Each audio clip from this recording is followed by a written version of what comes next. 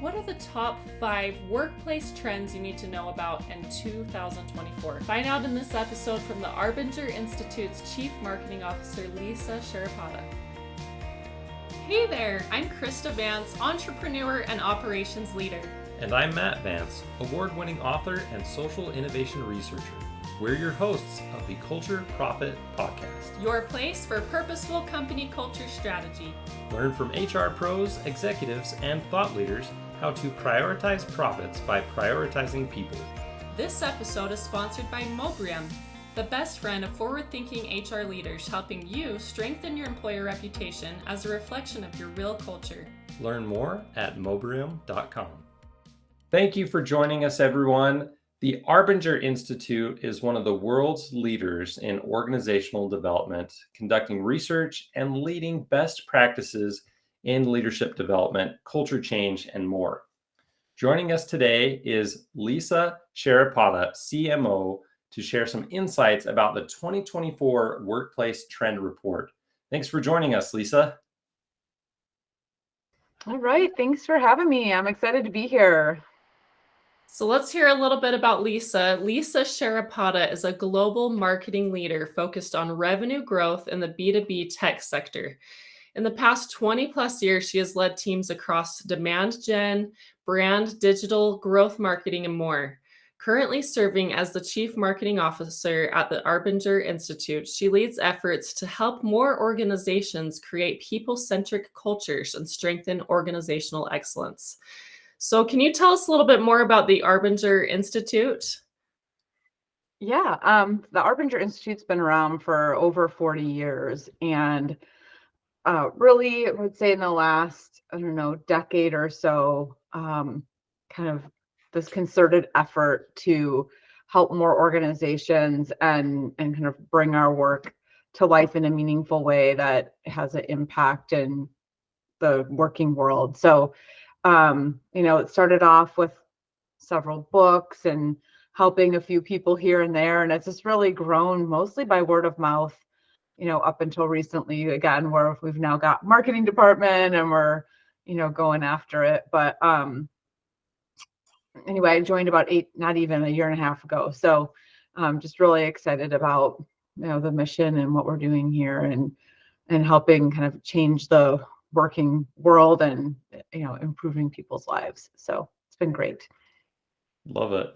That's definitely impressive. I've admired the Arbinger Institute for a long time. I mean, the research and innovation that comes out of the organization is very impressive, and there's a lot to be learned for sure. So you've got a pretty cool team there to work with.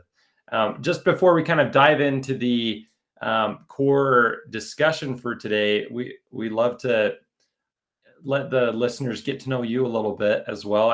We talked previously before we started the call. So we're in Utah. We've got a little bit of snow going. I know that you're kind of mocking us right now from some sunshine, but maybe tell us where you're calling in from and just a little bit about yourself personally. Yeah. Well, I'm in Charlotte, North Carolina, and, I've mentioned this a couple of times, like kind of been my story lately, but I moved here from Chicago last like 2 summers ago. So this is my second non-winter winter, and it's been great.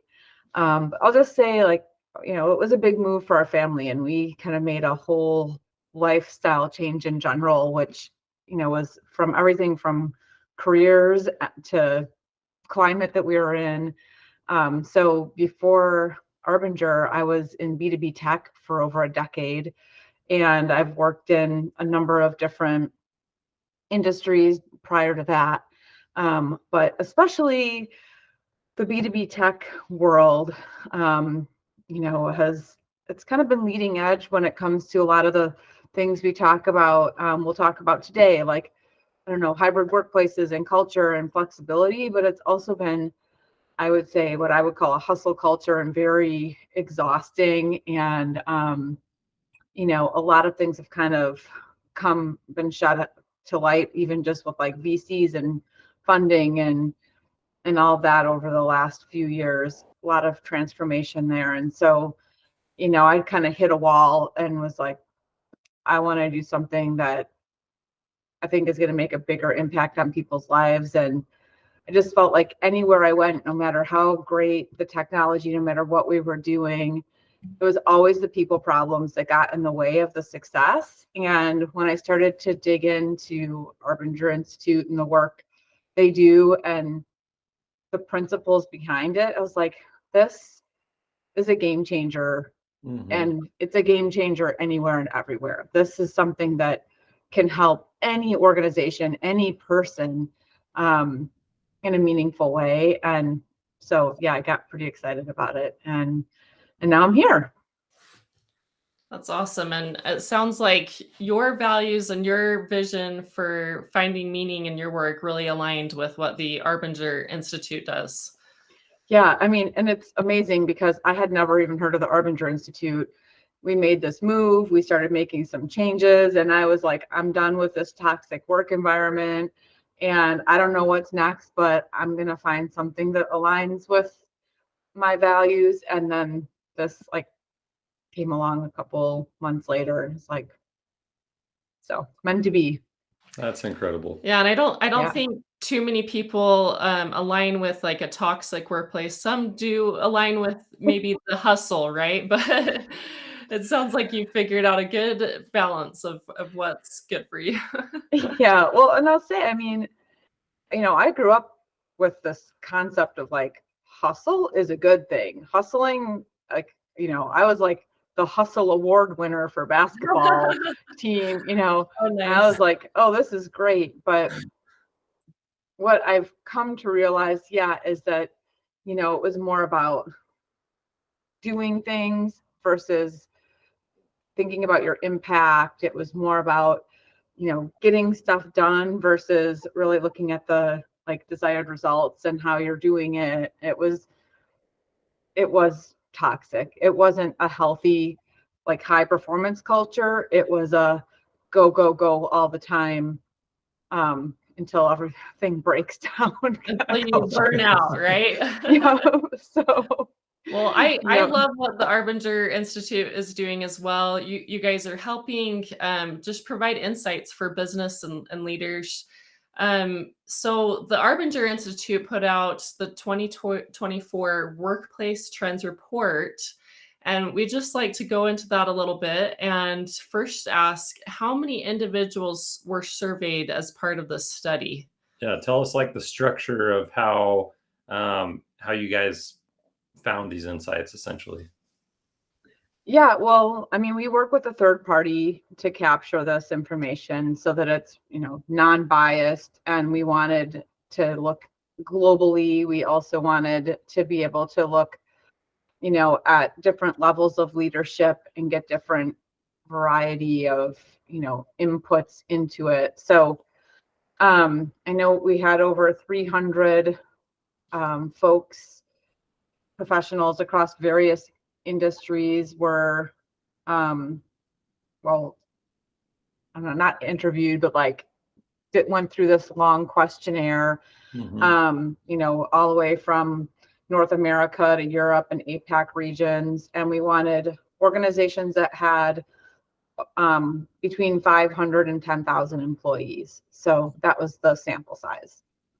Okay, that gives a good frame of reference to the insights that we're about to talk about. So, larger organizations all across the globe, and long form questionnaire with lots of details to uncover here. So, what were some Yeah. of the biggest, like high level, speaking high level, what were some of the biggest common challenges that these organizations were seeing in the workplace? Yeah, I mean, we had found kind of 5 themes that we ended up pulling out from the results. And those were just, one was around the concept of redefining the employee experience. And that goes everything from like a hybrid or more flexible work environment, but even thinking about how do you make something more people-centric, or how do you create a culture if you are remote, or all sorts of different things that have kind of gotten shaken up over the years. And I think also the expectations of people saying like, this is where the quiet quitting and great resignation and stuff has come in, is like, I don't want to do this anymore. It's not worth it. And so the expectations, I think, coming from employees has changed, and then is also forcing, employers to kind of reevaluate that. So that's one of them. And then bridging the divide between leaders and employees. And it's similar concepts, but it's one of the things that we found that I just think is like kind of mind-boggling, really, is that there's still this huge, what we're calling disconnect effect, where leadership, in general, as the higher level of leaders versus individual contributors, are not on the same page as far as even how they think things are going. Job satisfaction, communication, just the very basics. So that was just a clear trend that came out, and I think is really telling about where some of the breakdowns are, and kind of basic things that need to get worked on. And then a third trend is review cycles, and that, like, the standard, like I would call old school performance review cycle, is just ineffective. And I think people have known it for a long time, but again, kind of back to, employees want more today, and they're not afraid to speak up, at least in our survey. And we're seeing that more and more, where, waiting for a whole year to get feedback, or once a quarter, your manager telling you the things you're doing wrong and that they want you to work on, isn't really effective. And I definitely have some thoughts on that I'd love to tap into. And then the last two are just really working on communication to improve collaboration, and prioritizing training and development to produce performance. So kind of, I don't know, I feel like kind of seems basic, but for whatever reason, I mean, I think a lot of organizations kind of shifted away from that for a while. So we're definitely seeing a need for it. I think it goes to show that doing a survey at all is such a good way to really get the insights of your employees. I mean, you did one across a bigger sample size, but every organization is going to have different people that are drawn to that organization, or maybe it's to the climate that they live in, and they have different things that are important to them. And yeah, I mean, if you mentioned quiet quitting, if you're waiting a whole year to provide feedback to the company, or for them to provide that feedback to you, I think that quiet quitting often happens before that even comes around and they have a chance to address those. And you said you had a little bit more you wanted to add to that. I'd love to hear what your thoughts on that. Yeah, if you want, I mean, I have the report pulled up too. I definitely had a couple thoughts that were interesting seeing that. So how do you want to do this, Lisa? Do you want to just I mean, why don't you throw them at me, Matt? And okay. So let's dig a little bit deeper on these 5 things that you mentioned, Lisa, that were discovered in the survey. The first, redefining the employee experience. I think that's right on line with what Krista was saying. Employees will tell you what they want if you ask with the survey, and that's what you guys did. I noticed the number one top thing, 45% of respondents of the survey mentioned they want flexible work hours. And just yesterday, I saw an article with some research from Inhersight. The CEO over there, Ursula Mead, leads an amazing team, also doing some great work and research around female friendliness in the workplace. She found something interesting that I think relates to this. Women specifically are prioritizing flexible hours even above remote or hybrid work. For example, an on-site job with flexible hours would be preferred above a remote job with really rigid hours. And I thought that was interesting. It definitely aligns with the findings of your report. But any other specifics you'd add, Lisa, about what companies should do to redefine the employee experience? Yeah, well, I mean, I'll say, our survey found too that even more important than salary to employees was a work-life balance. Mhm. And not far behind that was the feeling of doing meaningful work. So, I think it just comes back to taking a look at the whole person again and being more people-centric and saying, what does this person need to thrive in this role? What does this department need to really be successful? Do we need everyone in the office all the time? Does it work if people want to be remote? How flexible can we be? And then within reason, like, let's look at creating the structure of the department and people's hours and when they are together based on like real tangible things and also people's lives and what they can do so that, I mean, I used to commute 2 hours each way to downtown Chicago between leaving my house, getting to the train, taking the train, walking to the train station, or walking from the train station to my office and back. And Wow. fortunately, my employer let me pick the days I came in, and I picked them based on here's what meetings I need to be in. Here's when I really need to spend time with my team. And I also managed some folks that were in EMEA. So I had days where I would stack my schedule with those meetings and work from home, and like giving me that flexibility to make those decisions, and trusting me also then made me feel much more accountable to the organization, and had a much stronger desire to put in the work and the time and the effort. And I wasn't like bitter about going downtown because I could figure that out with my life and my family, and do what worked for me. And I just think the more organizations can do that, the better off everyone's going to be. So I think yeah, I that's think it that's a starts there. perfect lived example right there of of how a company can and should do that is to empower the employee to fit work into their life instead of the other way around. Another thing that you mentioned, I think, is key to bring up is um, having meaning in your work.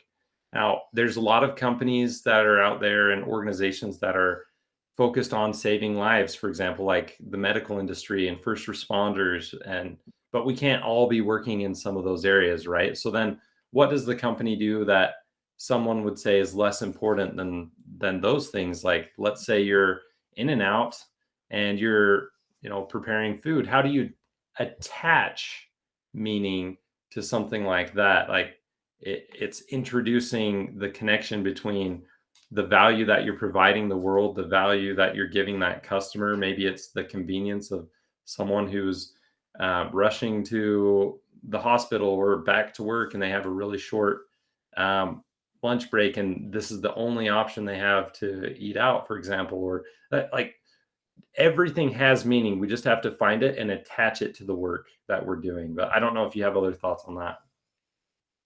Yeah, I mean, I think it does start there. One of the things we have, at Arbinger is, well, we have a large variety of tools that we use. And one of the first things that we do with, organizations we work with and internally is we fill out this job map. And the job map not only identifies like the 4 key roles that I play, but also who I impact and how I impact them, and really lays out this picture so that, back to what you're saying, Matt, is even if I'm serving burgers to people, what value am I bringing? And can I, look at that in a way to understand how I'm impacting their day, and, get a sense of like, they're human, they are, in a rush, they're here for a reason, and I'm here for a reason. So how do we like make the most of this? So yeah, I mean, I just think that when you start that way and you're kind of grounded in this mindset of other people have challenges and goals and objectives just like I do, and let's look at how those things kind of intersect and take all of that into account, it makes a really big difference, um, across the board, not only from the experience that like you would have interacting with me, but my experience as an employee too feels all of a sudden a whole lot more meaningful when I understand that these people are relying on me for these things. And on an actionable side of that, having the organization try to, having a value set that they can pass on to their employees and make sure their employees know can help their employees really clearly see what meaning they can find in their work and own that for themselves. Yeah, and I mean, I think that kind of starts to even get into the whole notion of employee performance reviews and stuff too. And uh, one of the things that our survey uncovered, and one of the things that we do here again at Arbinger with our tools and our process, is much more regular feedback. It's an ongoing dialogue. And it's the employee who takes responsibility and ownership for that. And they should be doing impact check-ins with, back to that job map, the folks that they're interacting with, the people who not only do they maybe work with or work for, but are delivering materials to or doing something for, and just really trying to understand from their perspective, hey, here's my roles, here's how I'm performing in those areas, and proactively bringing that to their manager and saying, here's kind of what I'm seeing, what are you seeing? And this becoming, again, this ongoing dialogue where, you're getting a feedback loop consistently and you're owning it. You don't feel like you're the one like just getting, kind of dumped on. So, I think that again really starts to, even this feedback loop, you understand how you affect other people and the company's goals. And I just also think it creates a more like a culture with more gratitude too, where when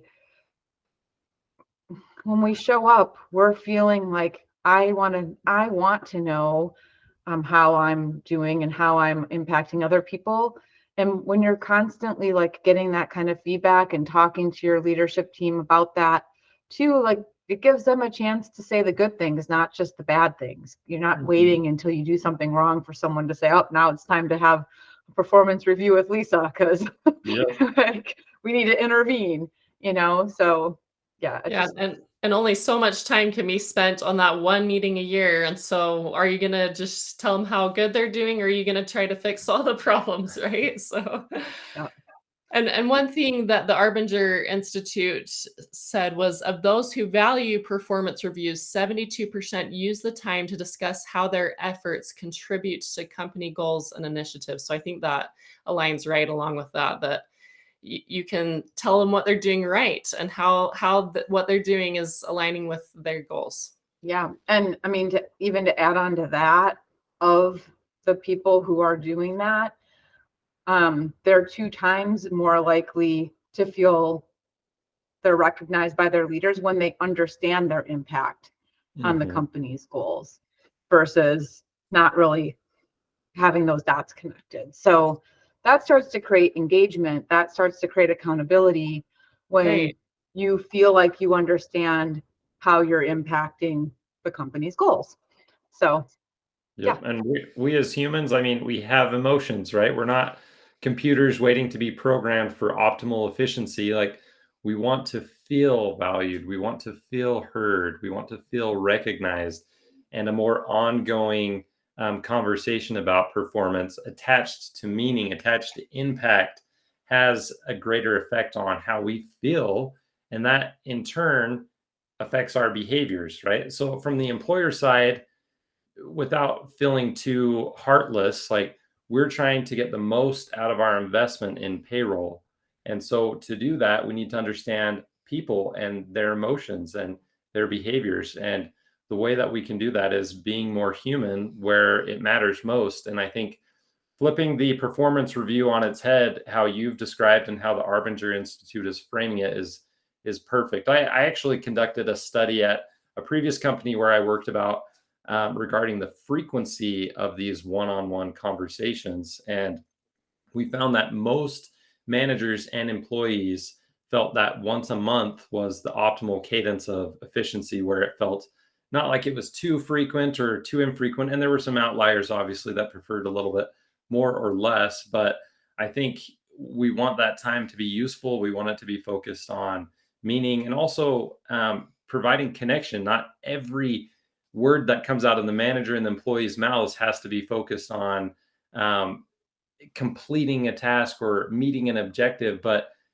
building that interpersonal relationship has value too, to build trust between the employee and the manager. And that in turn fuels greater productivity and greater output, greater creativity. There's greater empowerment and trust to try new things in a safe way that's, maybe minimizing the risk for the employer, but maximizing potential gains for the employer as well.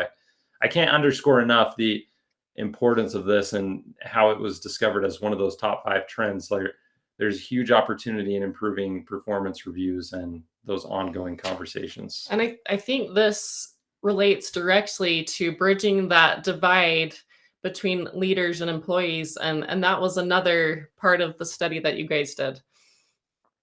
Yeah, I mean, I think this was one of the most unexpected / when you look at it, you're like, yeah, I guess we probably should have expected that things that came up. But for the most part, in almost every category, there was like a 3 times bigger gap between what an executive felt over a topic than an employee. So some examples are like executives felt 3 times more satisfied with their company's current level of communication and collaboration than employees do. So I'm back to like, oh yeah, I talk to my team all the time. Like, we talk about stuff, but the employee doesn't feel like they're getting an adequate amount of feedback. They don't understand maybe how they connect to the objectives of the company in the same way that the executives do. And I mean, I know I've fallen trap into this too. It's like, well, I get it because I was part of like making the sausage, and I told them we were making the sausage, but like, unless you're constantly like connecting those dots, when you're on the receiving end, it's hard to put 2 and 2 together. And so, being very mindful of that. Or another one too is on the level of mental health, and executives feeling like, oh, we're taking all these steps to address, well-being and mental health. And it's like, yeah, okay, unlimited vacation days off. Like, that was one of the things, in the B2B tech world that was trending for a while. And the joke was like, yeah, but when do you actually get to shut down? Because yeah, I had some flexibility and I could take a couple hours here or there and at great unlimited days, but I had my laptop with me. I was working around the clock. It was like, this is the next big push. We have to get this out. We have to get that out. And there was never really like that downtime to just decompress. And so again, like on the leadership side, oh, we have unlimited days off. Of course we're like addressing, but on the receiving end of that, it doesn't really feel that way. So that's, one of the, some of the things that were coming up. And Matt, I wanted to bring up too, you were saying like the building of the relationships with your team as well. And like this, kind of goes back to even there wouldn't be such a big disconnect if you really were trying to get to know people and understand even your impact on them, and this disconnect would go away. And I think there's still just a lot of tendency to try to teach and communicate and correct people, and that doesn't create relationship. If you work from the ground up with trying to build a relationship where you really try to understand the person, and even going back to like, what are your working hours and when are you in the office and things like that, like what works for you, and that might change. Like right now, you have a newborn, in 4 years from now, you might be in a completely different situation, and each person is in a different situation. And so really getting to know people and understand what's important to them and their priorities. And and like not assuming, oh, well, because they have a newborn, she wants to be home all the time. Well, no, I know for me, I was like, I need to get out of this house. I'm going to go insane. Like, I have daycare set up these days for the reason of I need human interaction outside Yeah. of, these little kids.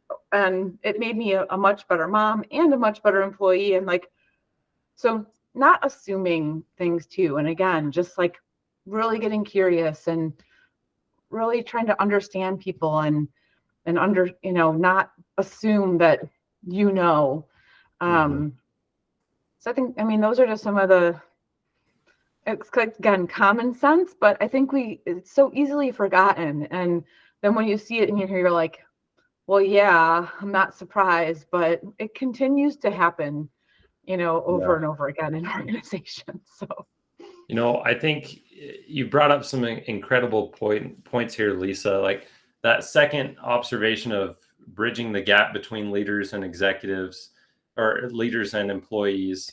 I think it's really related to the fourth highlight of catalyzing communication to improve collaboration. There's a disconnect in understanding between the top level and the bottom level. And I've seen this firsthand at companies as well, where satisfaction with different elements of the employee experience are different at the executive level between the entry level, because let's face it, they are different. We don't want to be ignorant here.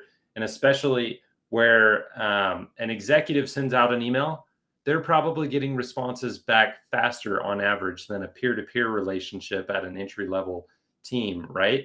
And so when the executive says, oh yeah, like our communication here is great, I get responses to all my emails and I get them quickly, but then you see in that engagement survey that communication is scored lower in other teams because there's clearly not the same level of efficient communication happening. So like speaking to catalyzing communication, we need more opportunities to share feedback, respond to feedback, and understand.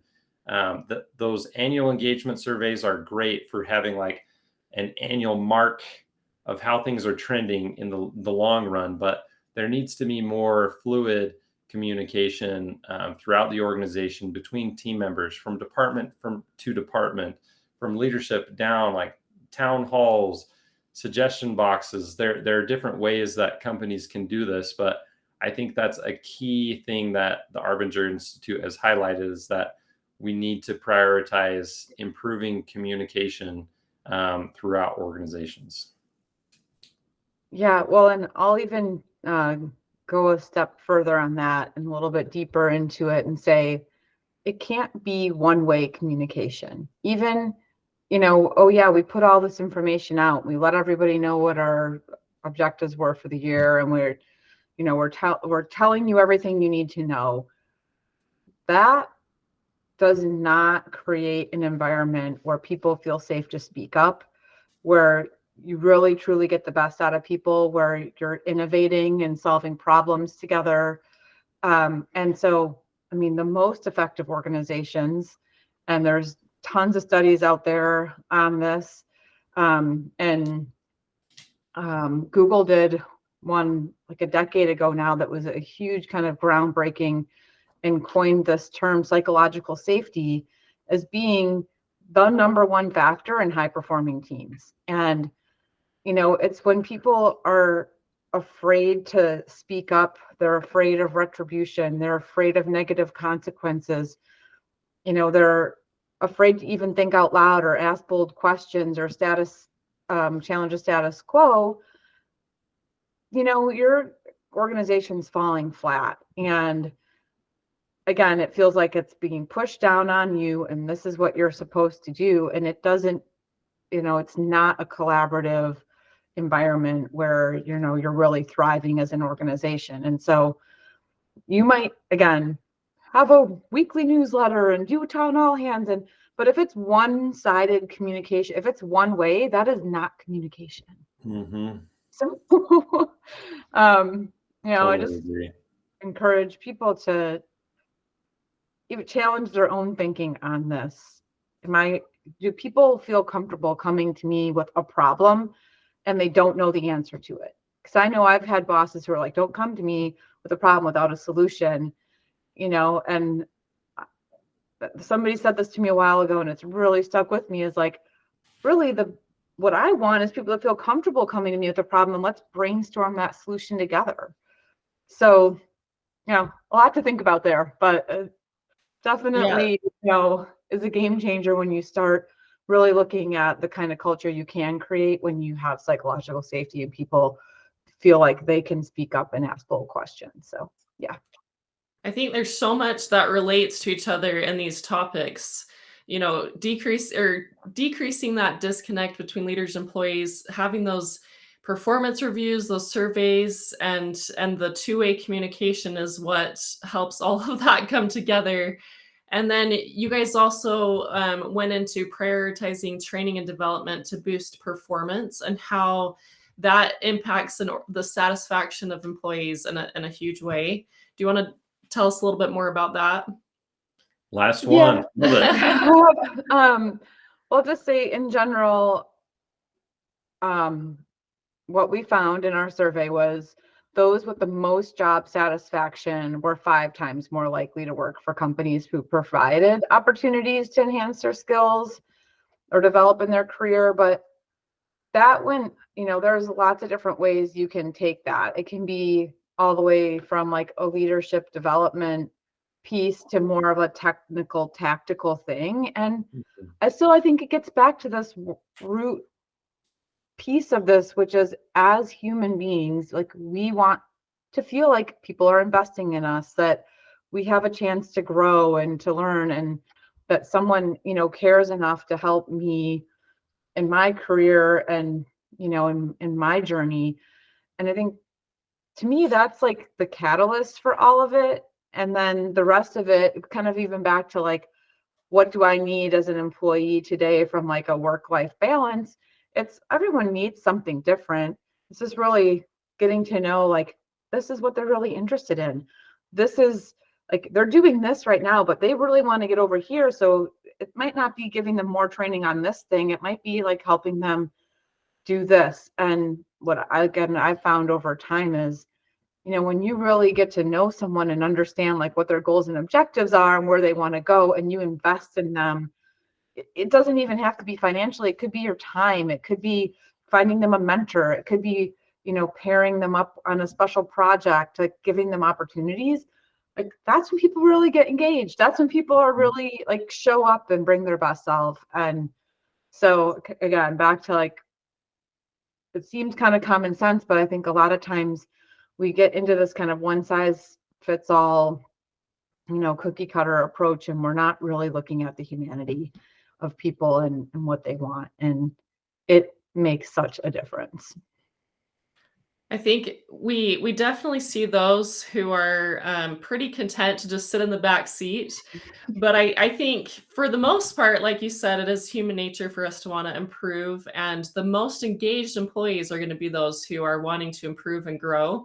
And so I also saw the point of, if an organization is communicating that they want to invest in the development and training of their employees, that's going to attract those more engaged employees who are wanting to improve and grow.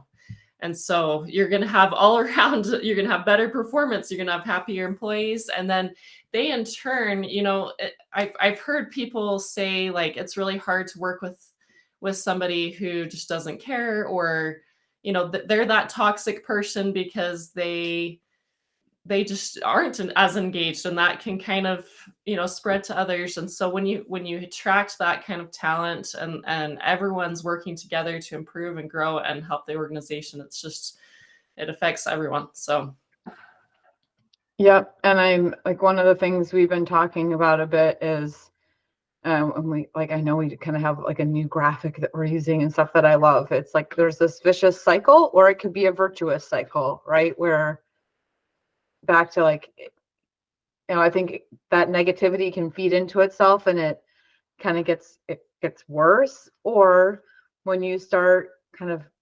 fueling people's like growth and innovative side, like, the sky's the limit. So, and it's not for everyone, but identifying that too, right? That's where this ongoing feedback comes in, and like, having these conversations, if it's just not the right fit, it's better to identify that early too, than otherwise that negativity just spreads across the team and is felt by others too, and it's impacting their ability to do their jobs and whatever. So yeah, to your point, like all 5 of these things kind of connect. It's all connected.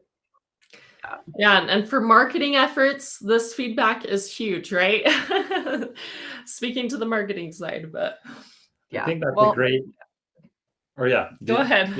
any Nope, other I was last just thoughts agreeing with before we you. wrap it up, Lisa? I think that's a great summary, kind of encapsulating the big picture here.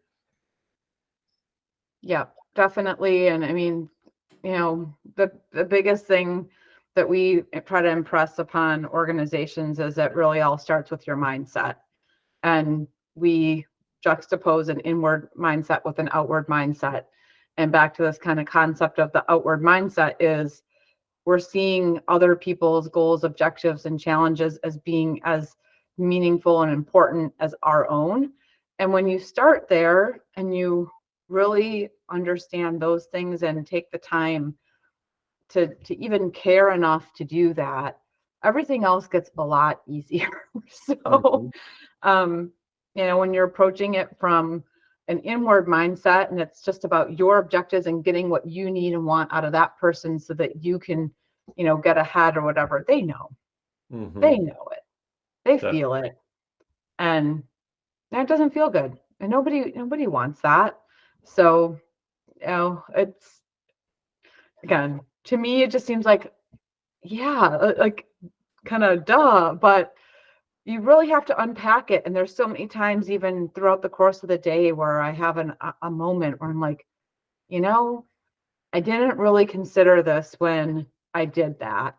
And it has an effect on other people that I'm not even trying to have, but because I'm much more alive to these concepts, I can correct things quicker, and we can have conversations about this kind of stuff, and it makes a huge difference. So Love that. Yeah, a shift in mindset really does make it so that the sky is the limit. And I think we've shared some really cool topics here. We're going to make a link to the full Arbinger Institute 2024 trend report available on our highlight article for this episode. Thank you, Lisa, for being here. For everyone listening, thanks for tuning in. Make sure to subscribe so you don't miss future episodes. And we'd love your feedback in a review as well on Apple Podcasts and Spotify. So thanks, everyone, and we'll see you next time. Thanks, Lisa. All right, thank you. Thanks for tuning in to the Culture Profit podcast and for being a part of our journey to prove that putting people first is best for business. Today's episode was sponsored by Mowbray. Want to get more employee reviews and streamline your employer reputation? Visit mowbrium.com. Now go find one way to prioritize your people and watch your profits grow.